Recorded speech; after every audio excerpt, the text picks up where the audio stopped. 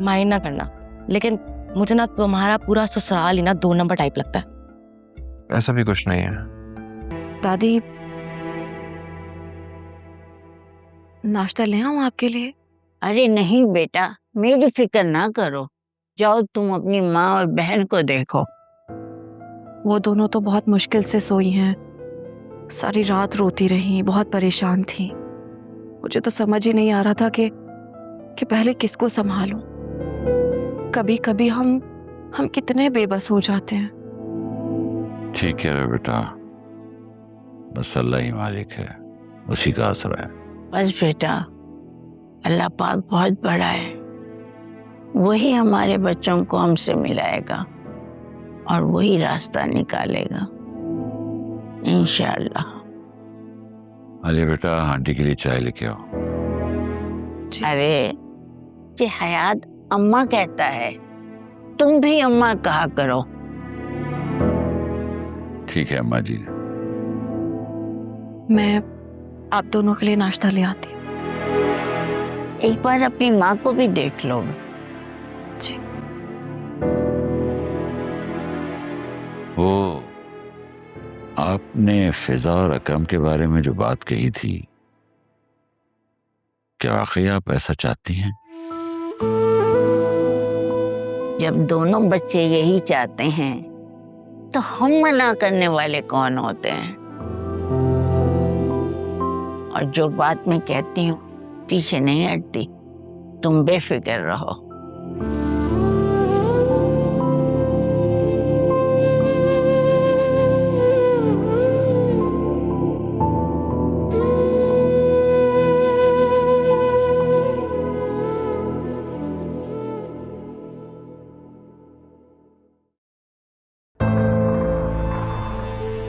मेरी बात ध्यान से सुनो लाली,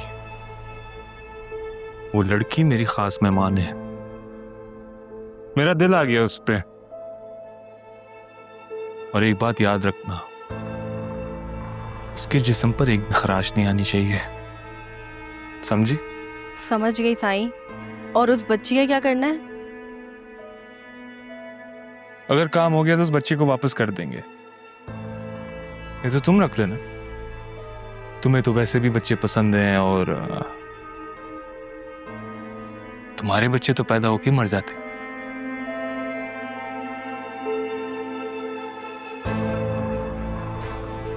यहाँ खड़ी क्या हो, जाओ यहाँ से। साईं, मुझे शहर में किसी बड़े डॉक्टर को दिखा दें, ये बच्चा मेरा आखिरी सहारा है। जिस काम के लिए तुम्हें रखा है ना, तो वो काम करो। दफा हो जाओ यहाँ से।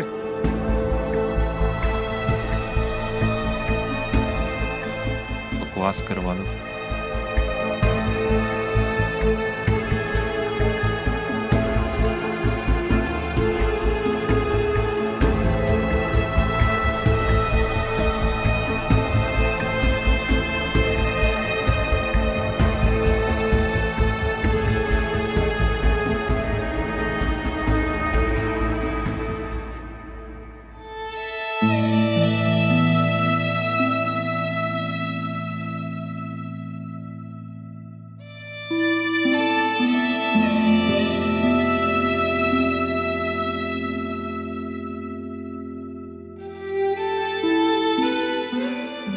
अस्सलाम वालेकुम।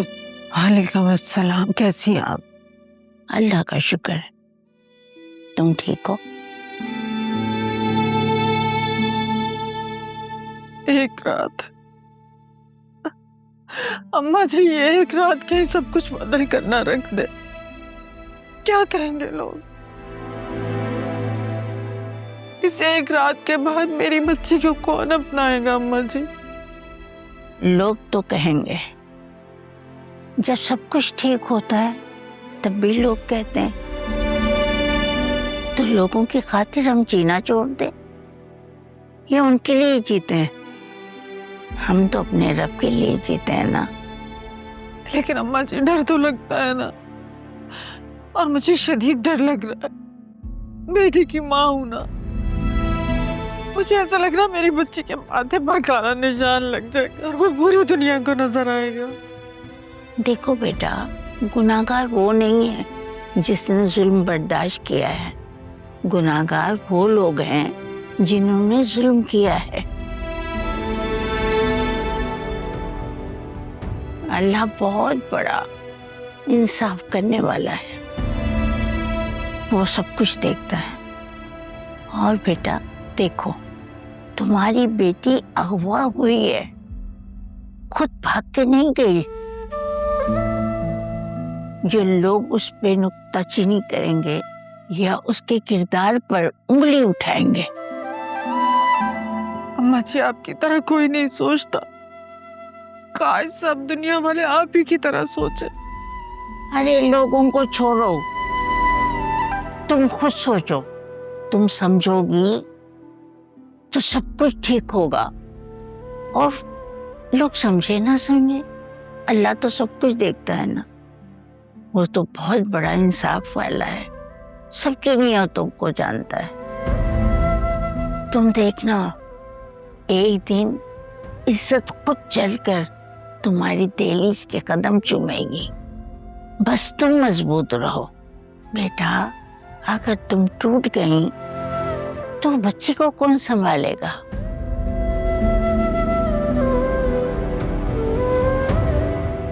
आप ठीक कह रही हैं। मुझे उसके लिए खड़ा होना होगा। बस यही हिम्मत चाहिए।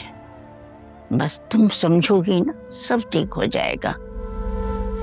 और मेरी बात सुनो, बस ये अल्लाह से दुआ करो कि बच्ची साथ खैरियत और आफियत के अपने घर वापस आ जाए, क्योंकि अल्लाह ताला माँ की दुआओं को कभी रद्द नहीं करता।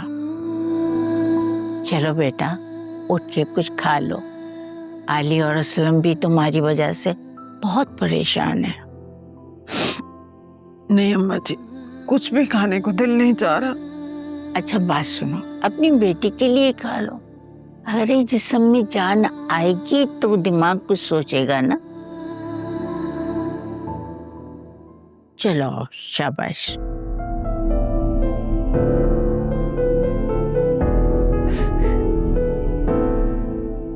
सब ठीक हो जाएगा इंशाल्लाह।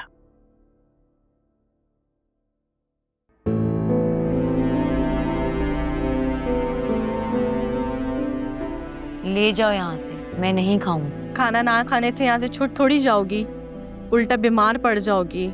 मैंने कहा ना, खाना यहाँ से ले जाओ। मैं नहीं खाऊंगी। समझ में नहीं आती तुम्हें मेरी बात?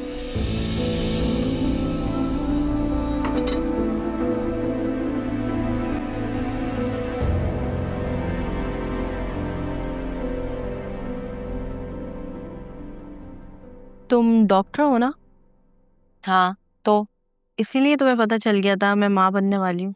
हाँ,